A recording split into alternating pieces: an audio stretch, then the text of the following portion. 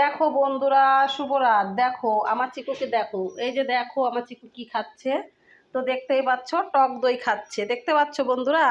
এই যে দেখো টক দই খাচ্ছে, এই যে খাবে আর হলো তোমার এই যে এরকম করবে, দেখতে পাচ্ছ। এই যে দেখো টক দই, ঠিক আছে। ওর টক দই আর পনির এগুলো কিন্তু লাগেই, ওর সব সময় এগুলো লাগে, কারণ এগুলোই খেতে খুবই ভালোবাসে।